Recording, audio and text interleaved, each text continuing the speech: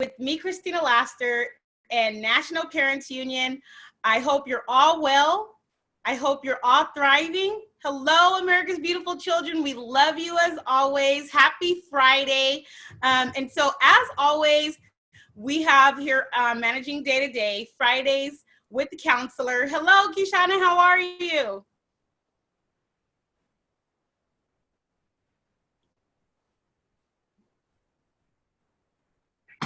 Can you guys hear me? Yes. Okay. You're upside down. I don't know. Okay, we got that problem. Let me turn it around. It's okay. All right. There you go. How are you? Oh, good. Everything's great. Thanks. Good to see you all. Good to be back. Well, we're glad that you can come on Fridays, and bring your wisdom and expertise for everyone that's watching to give us tips and, just things, solutions, resolutions to work on. And so go ahead and talk about what you wanted to discuss today. So I just want to discuss, this is going to be like a build from last week. Last week we talked about adverse childhood experiences and how they affect parenting and families today, and ways to prevent these adverse childhood experiences from filtering and recycling into your children's experiences with you as a family, making sure that as parents that we are becoming more self-aware of what our adverse childhood experiences may have been and how we can correct and break the cycle to make sure and ensure that our children are living without as many of those experiences as possible. So I just want to say that in a moment of self-disclosure that, I did take the test or the survey. I did survey myself in order to become self-aware. And I had more yeses than nos on that test, on that survey. I had more yeses than nos. But the good news is it's not an end-all be-all. There are ways to intervene when you've been exposed to those type of experiences that are included in the adverse childhood experience survey. And so I just want to share with you, some ways and strategies that you can counteract that ACEs survey. If you are one of the people that said, you know what, I took the survey and I got a lot of yeses on there.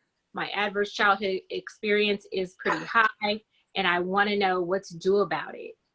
Right. And so for those of you who were not watching, we discussed how traumatic experiences in your childhood and adverse experiences in your childhood, negative experiences in your childhood, through just different things that could have taken place. You could do this self-evaluation, and it was the ACEs, ACES, self-assessment. And so you could definitely join in and do that assessment. And then, we're going to be discussing solutions, resolutions, and how to thrive. Correct. And it's important because just want to go back to the history of ACEs. So ACEs was formed through, I believe, Kaiser, and they went through their obesity clinic and surveyed about 300 patients and found commonalities in their childhood experiences that drove them to here the majority of people that are coming in for help and support for wellness have had these adverse childhood experiences that are now affecting their health. They're now affecting their families, and that are now affecting, them in a negative way. And so that was the basis of why this survey was formed. And, it helps to know, because when you're parenting, you want to make sure that you're increasing the development in your child's brain and learning and functioning, not decreasing with continuing on adverse childhood experiences. And you want to make sure that, as a parent, that you are setting yourself up and your child up for success when it comes in terms of emotional aspects, social aspects, and just a healthier way to be in life. Right. And, we want these things to be generational, right? So that our experiences don't become a part of who they are and who they identify as and what they experience. Because when you know what the issue is or the situation is, you can really work every day, you know. Like I always use the example, I cannot erase 42 years of who I am, who Christina is, in one day. And I'm not trying to, but I want to take those negative things, negative thinking that I might have, cognitive distortions that came from situations in my childhood or the way that I perceived people thought about me, even by the treatment that I had received, and not put them onto my children, right? And so having that self-evaluation and understanding what impact that had on you is the best way that you could then move forward with solutions on how and strategies. One strategy that I do is not to mind read, right? And people, when you're a kid and you kind of are confused about what adults are thinking about you, and maybe you might have had some bad experiences, just trying to sort through that, you start trying to mind read, like, what are they thinking? And you even start thinking your own set of thoughts. Well, that might not even be what people are thinking. And so what I do is just ask, hey, did you mean to target or leave me out or whatever? And so it's a day-to-day process, moment by moment, trying to combat just thoughts and change them into the proper way of thinking.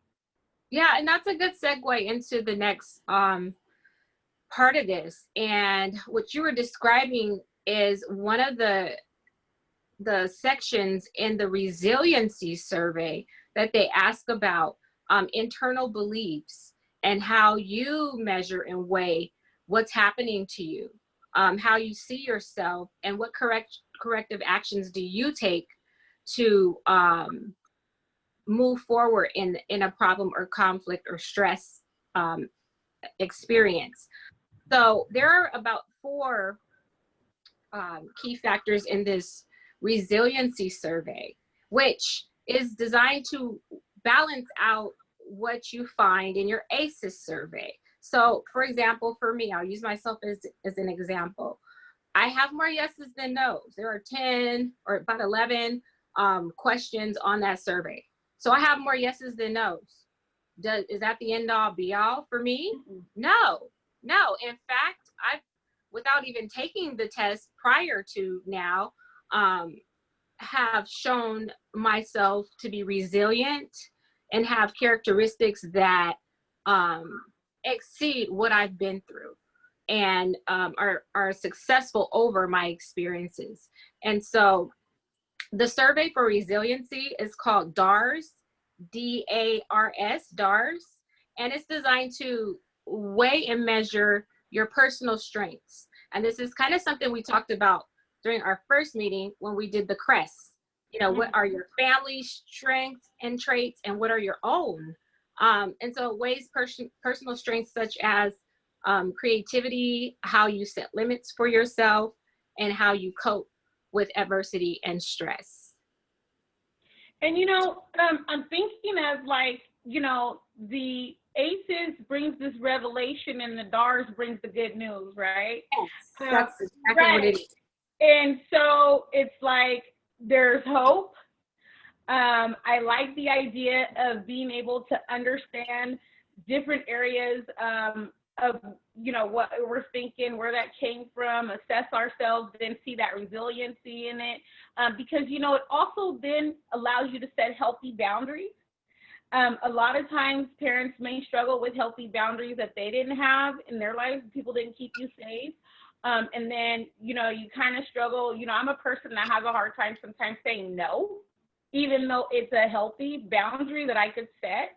And so your kids see that and they establish those healthy or unhealthy boundaries, being in places where people may be negative, and how do you exit that, right? and teach your kids like this is a toxic environment for you. Mm-hmm. And maybe even if it's a family member, right? This is not okay. Let's set a healthy boundary, and I am going to be okay, and I'm going to teach you how to be okay with setting a healthy boundary and not feeling guilt or shame over that. Yes. And so, in addition to how you internalize and believe and see yourself and what measures you take to handle situations, that survey, the DAR survey, also asks questions about your level of initiative and your ability to make positive choices and correct things as they come to you. It also measures self-control and Right.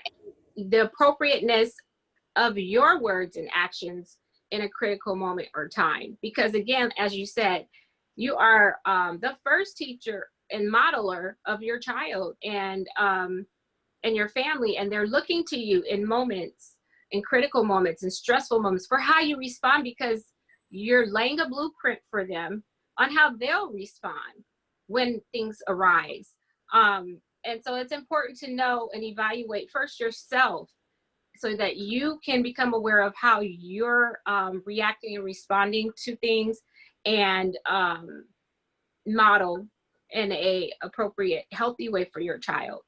Um, Resiliency is like a pathway to wellness. And one of the things that resilient people have in common is they have, so to speak, success in mastering over their internal beliefs and That's taking initiative with things that as they arise. And so when you do that, you're showing and modeling resilience for your children.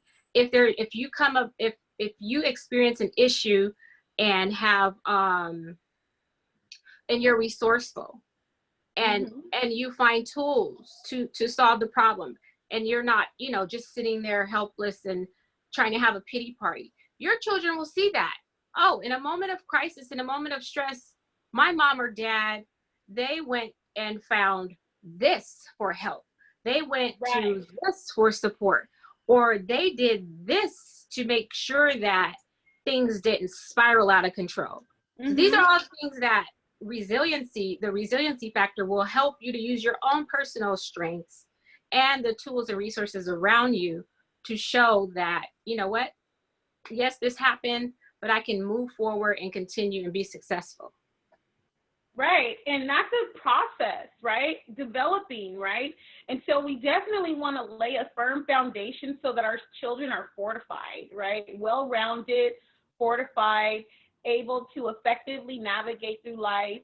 And life comes with trials and tribulations, and then being able to see that we were able to overcome, because it's not about, always getting it right the first time. Right. Sometimes it doesn't happen that way, but are you an overcomer, right? Mm-hmm. And are you teaching your children to be overcomers, Mm-hmm. even in the face of adversity, even in the face of mistakes? Yes. There's situations that I may have even brought on to myself, but then let my children see, how am I going to now overcome over a mistake that might have, kept someone in shame. Don't stay in that shame, that guilt, like, oh my God, I did this, I made a mistake. No, it's a process, right? Be an overcomer. And so I'm so glad that we have experts like Kishada in counseling that can help us to understand that this can be done. We can overcome, and we can teach our children that as they're watching our behaviors, as they're watching our responses, as they're watching how do we overcome, right? It is possible, and I think that gives them hope to be able to fight through life's challenges and victories, right? What do you do when you're celebrating? What does celebration look like? Is it a healthy way of celebrating, right? Showing them that so that they can thrive. Yes, correct. Look at resiliency like a buffer zone, a protective layer that you're putting in between you and the conflict or stressor. Yes, it exists, but how are you going to make sure that you're protected from it, your family's protected from it, and how you're modeling that? And so, you know, I can't stress enough how much that protective factor of resiliency needs to be added on to or incorporated into your awareness of your adverse childhood experiences. Yes. And so, you know, I liked how you talked about self-control, right? Being a part of that. And I think that it's huge to talk about self-control because, you know, this is a conversation that I even have with my own children to refine them around self-control and not others' control, right? Because we cannot control what other people do, but we can control our responses to that and how we react with them in the future. Again, setting healthy boundaries around some certain things. And then just showing them that is also a process because we're talking about our children developing through social, emotional, you know, processes in their lives. Some things are just age appropriate.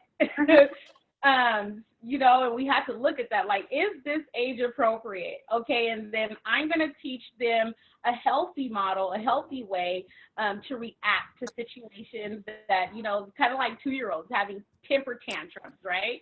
Right. Because of a situation, well, because they don't have control and they want it at 2. And so that temper tantrum is, I want control. But then as children get older, you can teach them what healthy self-control looks like and not controlling others, because that's something that can affect the child adversely. Yes. Not being able to have that self-control, and they're trying to control everything around them that they really don't have any control over. That can leave you feeling helpless in a lot of ways, or, you know, just not your self-value, your self-worth is connected to that other's control, and it doesn't work that way.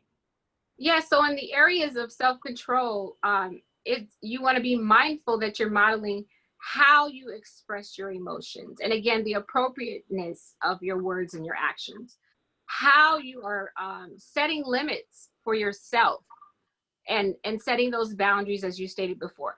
How flexible are you when you know there is need for flexibility? Are you going to stay rigid in a moment where there's really a need for flexibility and show your children how, you know, stubborn you can actually be? Or are you going to show and extend, you know, some flexibility, some grace, and additional love to that situation? And in a moment of crisis or heightened emotion, how do you calm yourself down? Right. Those are good coping skills that if you say, yes, you do these things, then you're showing how resilient you are. If you say, yes, I do these things in a positive way. I have calm down techniques that are positive modeling traits for my children and keep me healthy and safe. Then you're showing how resilient you are. When you say, oh, okay, I know this is, you know, not how I wanted things to be, and I'm not going to let things get out of control because it's not the way I want it to be. But what I'm going to do instead is something else to balance this thing out and show, you know, them how flexible I can be. And in terms of setting limits, another thing that you can do is be very specific with them and say, you know what, as an adult, as a person, this is something that I would never accept because it's unsafe, it's harmful, and it goes against everything that I believe in. And so I'm going to set a healthy boundary by doing this, you know, and it could be for a certain amount of time, because you also do need to model and show resiliency in the area of relationships. And if they're not, you know, dangerous or unsafe, Right. you could show your children how to have mutual, long-lasting back and forth relationships, and not just relationships where someone is constantly taking from you. Because again, Right. you want to make sure that you're modeling resiliency and not that I'm a doormat and I'm going to let somebody trample over me and do whatever they want and it's okay. So these are moments as a parent where you need to, again, self-evaluate and see, where are you with this and with this area of self-control. And so, I have this example that I'm thinking of when you're talking about this, and my children, they were often saying things like, "We don't have any friends," right? And I knew that wasn't true. It was just kind of one of those frustrating moments. I don't have any friends, right? And I'm like, well, I wanted to shift it into a question. How have you been a friend, right? If you're waiting just for your friends to always reach out to you, then of course that's going to get one-sided real quick. And they're probably not going to always do that. And so how have you been that good friend? How have you been that good family member, right? Even sometimes that happens when, people are looking for connections within the family, but didn't contact and didn't reach out. And so I try to use that as a way so that they will even question, how are they being a good friend? How am I being a good family member? Talking about a granddaughter, a niece, or whatever, and how that ties into how people reciprocate their love to me. And if you don't see that reciprocation, then you can question and evaluate: are those the relationships that need to be in your circle, in your innermost circle too? At that, Right. Yeah, and just to build upon the relationship aspect of that survey, some of the questions that it asked is just what you said. Have you been a good friend who supports, or have you had good friends that support you, or have you been a good friend? Do you provide support to others as much as you want support from them? Because you do have to have a balance in relationships. And if you are, as a parent, engaging in a lot of unbalanced relationships, you're going to model that for your child, that this is permissible. It's okay. You can do this because I'm doing it. How empathetic are you towards others? And how do you show empathy? Do you trust close friends or family members, as you said? Do you have a mentor or someone who shows you how to do things appropriately and correctly? And so these are just, going deeper into how you are day to day and how you model day to day. Because what you are modeling is either resilience or perpetuating the trauma that you have experienced. Right. And we definitely want to model resilience, and stop some of those cycles and generational patterns of thinking and behavior, because sometimes things can feel like they're inherited, and they really don't have to be, right? This is not an inherited trait. This came from a pattern of maybe negative experiences, thinking, behavior, practices, even some negative traditions, maybe even, but that you have the ability to change that day by day and moment by moment. Kishana, can you tell people where they may be able to locate some coping strategies or coping skills, or either how to contact you so that they can get that information? Yes, so I do have email, and we'll put it in the feed for this right now. for this video. I'm open to responding to your questions. Coping strategies, I can give you specifics if you email me what the issues are and what you're currently doing, so that we can have something that's individualized for you. But my email is miss.kishana@gmail.com. Okay, and I'm typing that into the thread right now. miss.kishana@gmail.com.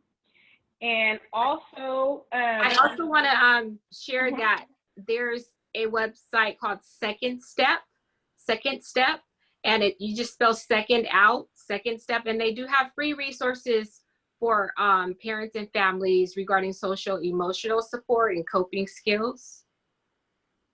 Right. So those are good resources. And, you guys should really just consider everything that's being said. And again, it's a process. We're talking about a transformational process. And yes, there is a revelation that comes with that transformational process, but there's always that hope through resiliency, like we're talking about, through learning healthy coping strategies, through teaching and modeling to your children. And, you know, I always like to just think of even when we were, when I can't say we, would diet a lot, right?